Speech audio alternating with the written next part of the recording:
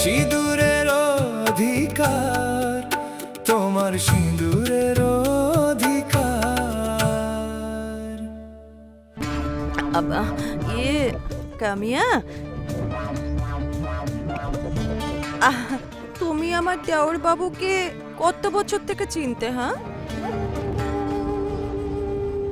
খুব চালাক এই রমা, ও সব জেনে শুনেও জিজ্ঞেস করছে। থাক, ঠিক আছে, ও তো বরং আমার কাজটাকে সহজ করে দিচ্ছে। দিদি, ওই সব কিছু আজকে মনে করিও না।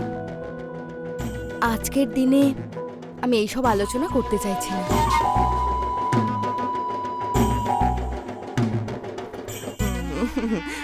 মালজা, হ্যাঁ হ্যাঁ হ্যাঁ, না সে কথা না হয় হলো।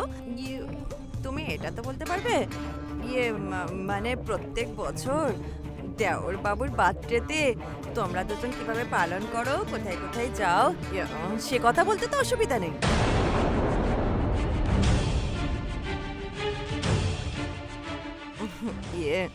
আমরা তো এখানে দান ধর্ম করতাম, তুমি ওখানে কি কি করতে একটু বলো না। দিদি, কামিয়া তো বললো না সেসব বিষয়ে কিছু আলোচনা করো না।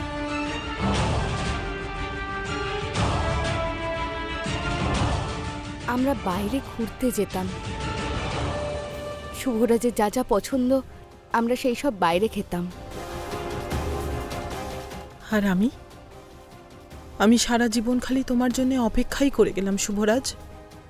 তোমার অফিসের কাজ, তোমার বিজি থাকার কারণ ঠিক কী ছিল সেসব এখন আমি বুঝতে পারছি। গত বছরে ওর জন্মদিনে আমরা বাইরে মানে গোয়াতে গিয়েছিলাম।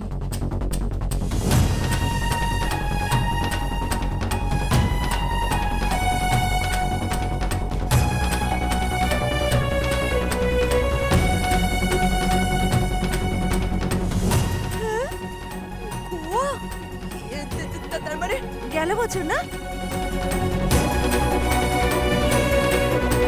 হ্যাঁ, পবিত্রা, তোমার মনে আছে দেওর বাবু আমাদেরকে গেল বছর বলল তার ব্যবসার কাজের জন্য বাইরে যাবে বলল, আর তার জন্মদিন ছিল বলে শাশুড়ি মা কেমন মনের কষ্টেতে কেমন ব্যস্ত হয়ে পড়েছিল, দেখলে মনে হতো।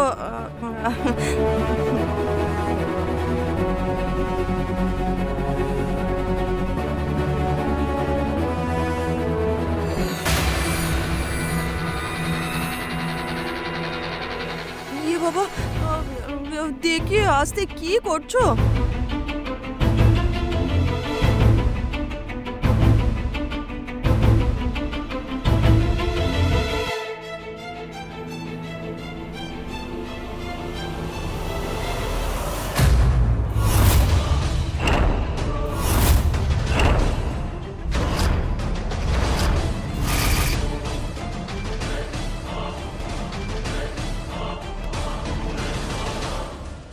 ও নো, ও এখানে কি করছে?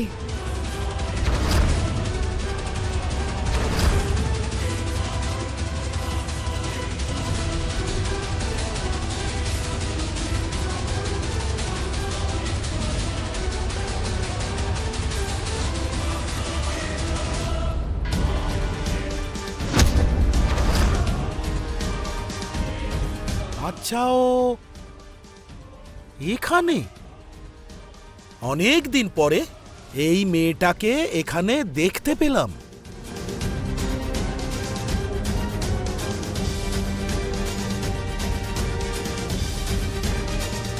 ম্যাডাম, ও ম্যাডাম, চিনতে পারলেন না?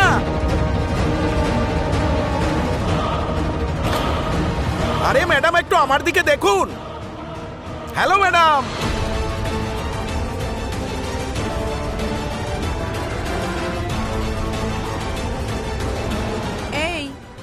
এই বাবু, কাকে কাকে বলছেন? আরে তোমাকে না, তোমার পেছনে যে ম্যাডাম আছে তাকে।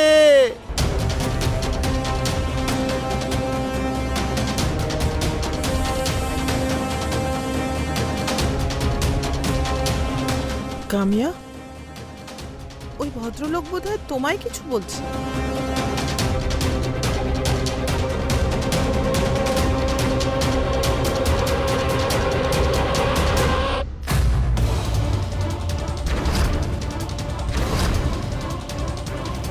ও মলজা, ই বাবা, ইয়ে এমন করে ইশারা করছে।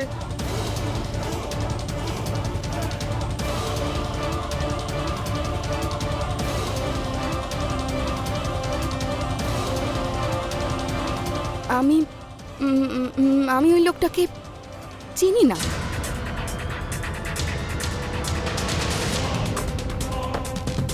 দাদা সিগন্যাল ছেড়ে দিয়েছে, চলুন তাড়াতাড়ি চলুন।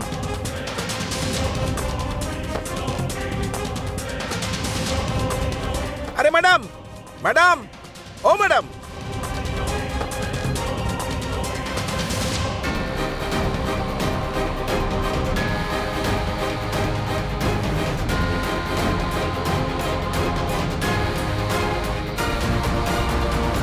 মলজা, এখানে একটা অচেনা মেয়েকে এইভাবে ইশারা করছে। আচ্ছা লোকজন সব, ছি।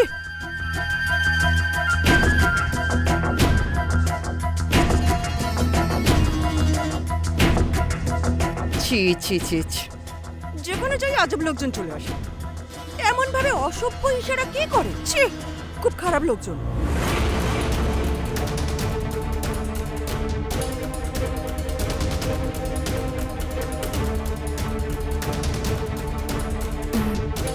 আমি ওনাকে চিনি না, ছাড়ো না। কে জানে উনি কে হবে। কামিয়া, তুমি কে আর তোমার উদ্দেশ্য কি সেটা জানার জন্যে আমায় বেশি কষ্ট করতে হবে না। তুমি সেই লোকটাকে যেভাবে অ্যাভয়েড করলে, যেভাবে তুমি মুখ লুকাচ্ছিলে, সেই লোকটা তোমাকে যেভাবে ডাকছিল, তাতে আমি বুঝতে পেরেছি তুমি তাকে খুব ভালো করে চেনো আর তার বিষয়ে আমাকে মিথ্যে বলেছ। তুমি নিশ্চয়ই কিছু লুকোচ্ছ। আমি কিন্তু তোমার গল্পের মূল খুঁজে নিশ্চয়ই বের করব।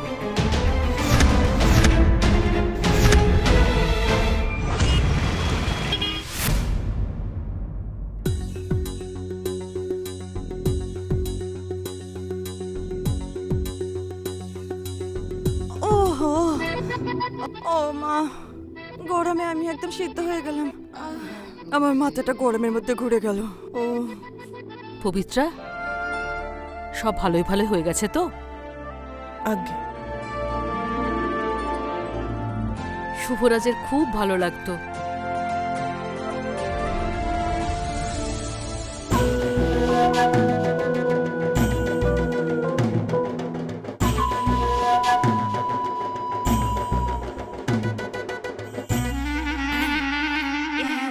ওই মা, তুমি একদম ঠিক কথা বললে। দেওর বাবু শুধু খালি ভালো লাগবে না, অনেক ভালো লাগবে। কেন বলো তো? কামিয়া আমাদের সঙ্গে ছিল, ও তো আমাদের সাথে দান ধর্মও করেছে, সেই জন্য তো আমাদের সব কাজ তাড়াতাড়ি হয়ে গেল।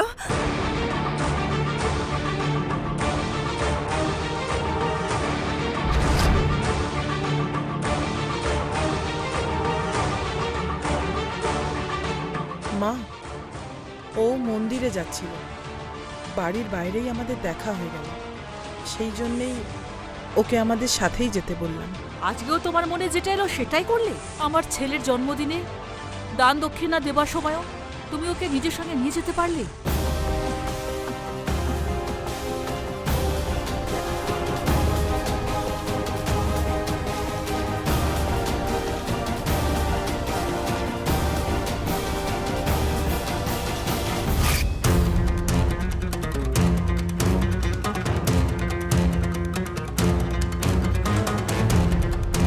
কামিয়া আমার সাথেই যাচ্ছে মা।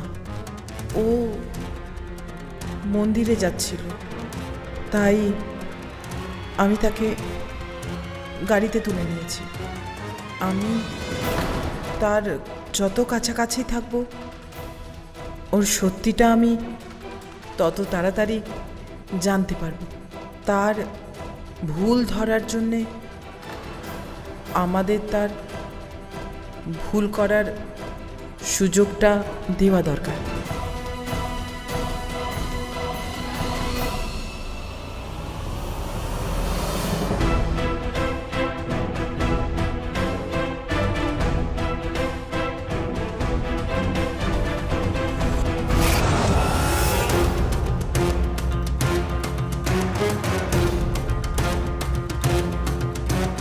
উত্তর দাও পবিত্রা, উত্তর দাও।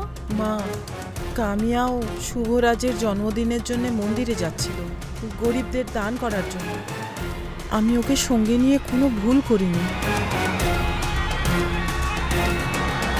শুভরাজের ব্যাপারে তুমি সব কাজ ঠিক করেছো, কিচ্ছু ভুল করনি। তাহলে আজকে এটা বলবে না যে শুভরাজের জন্মদিনের দিনে আজকে তার পছন্দ মতো খাবার ও রান্না করবে।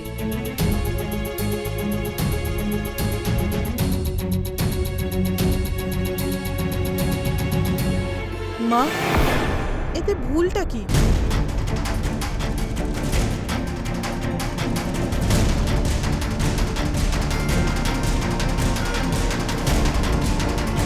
আমার হিসেবে রান্নাবান্নাও কামিয়ারই করা উচিত।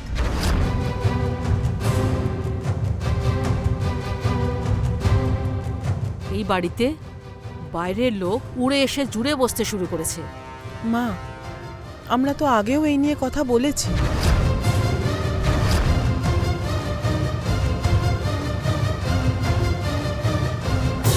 আমি আবার সেই কথা বলতে চাই না। আমরা সবাই জানি শুভরাজ কামিয়াকেই ভালোবাসতো, তাই তার জন্মদিনে কামিয়া রান্না করলে শুভরাজ বেশি খুশি হবে।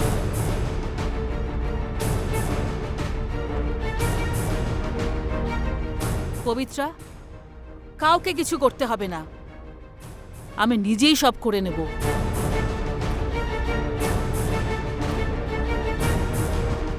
অরুণা, আমার সঙ্গে রান্নাঘরে চল।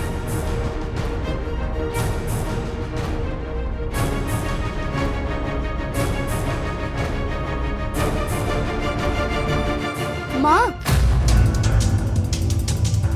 আমাকে একবার সুযোগ দিন শুভরাজের স্ত্রী আর এই বাড়ির বৌমা হবার।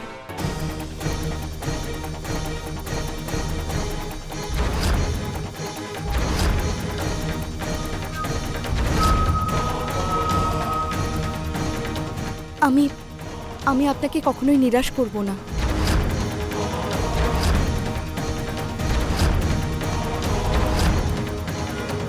ঠিক আছে, তুমি তোমার মনস্কামনা পূরণ করো।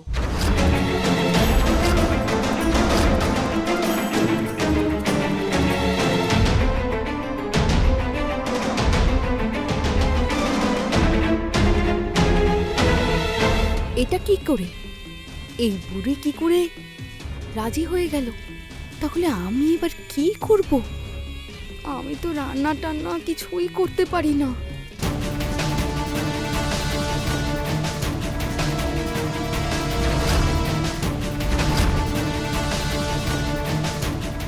রান্না বান্না করতে পারো তো? তুমি শিখেছো তো? শুভরাজের কি খাবার খেতে ভালো লাগে সেসব তুমি জানো তো? মা, সেটা তো ও নিশ্চয়ই জানবে। কামিয়া, তুমি রান্না করতে পারো তো?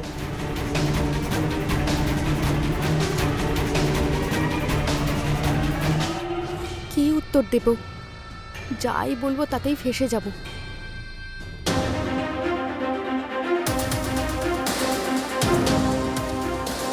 শুভরাজের জন্যে তো আমি সব রান্না করতাম।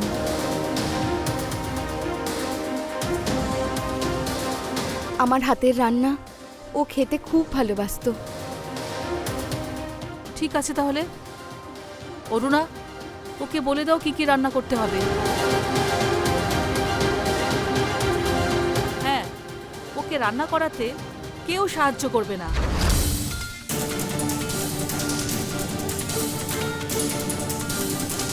ও একলাই করবে। ঠিক আছে।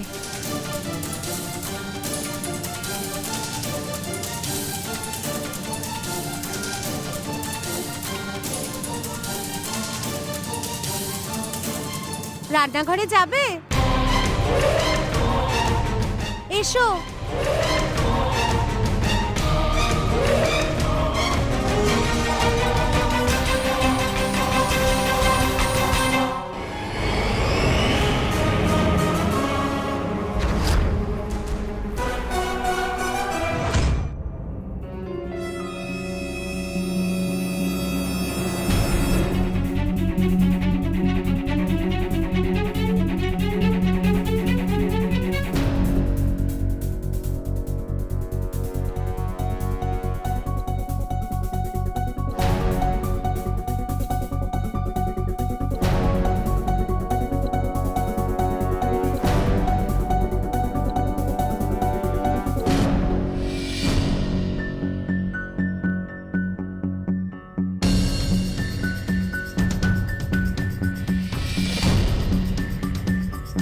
আপনার কি মনে হচ্ছে মা?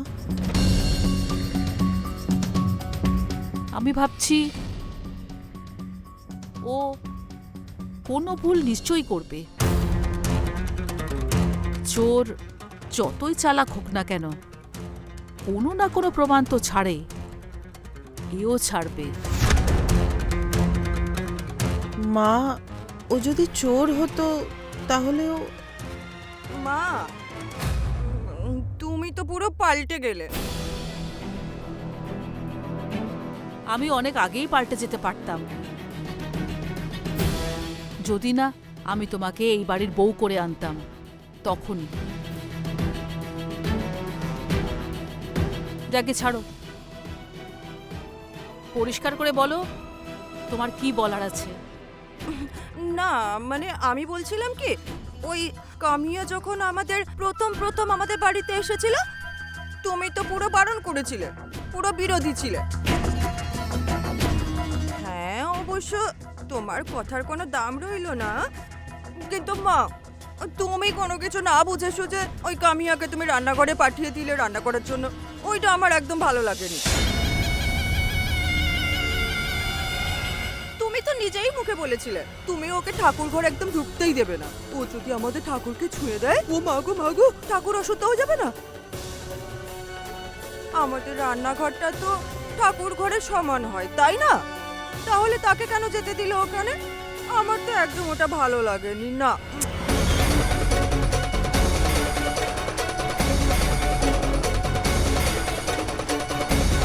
আরে বাহ, কবে থেকে তোমার রান্না নিয়ে এত চিন্তা হচ্ছে? আজ অব্দি যে খুন্তি ধরা শিখতে পারলো না, যে কোনোদিন চা করেনি, তার রান্না নিয়ে এত চিন্তা?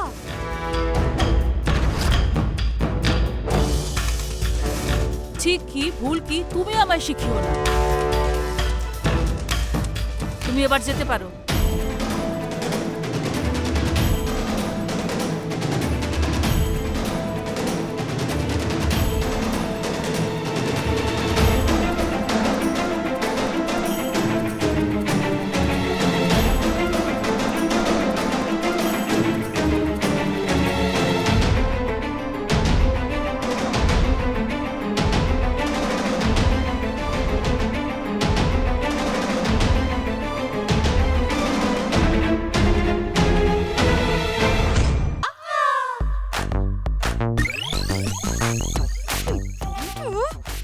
এই বুড়িটা খালি সবসময় আমার করে কেটে কেটে করে যায়, একটুখানি সুযোগ পেলেই খালি আমার উপরে উঠে পড়ে খোঁটা মারার জন্য। সবসময় খালি এটা বলে আমাকে এই বাড়ির বউ করে ভুল করে ফেলেছে। ভালো হয়েছে, ভালো হয়েছে, তোমাকে এবার ওই ঠিক করবে।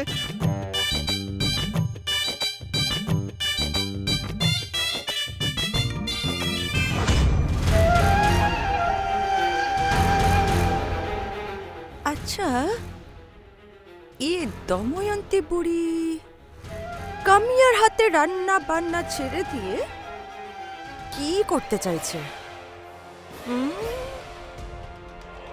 এ বুড়ি তো হঠাৎ করে এমন পাল্টে খেয়ে যাওয়ার কথা ছিল না। ডালের ভেতরে কিছু কালো জিনিস লুকিয়ে আছে। না হলে এ বুড়িতে এত সহজে সবকিছু মেনে নেওয়ার পাত্রী নয়।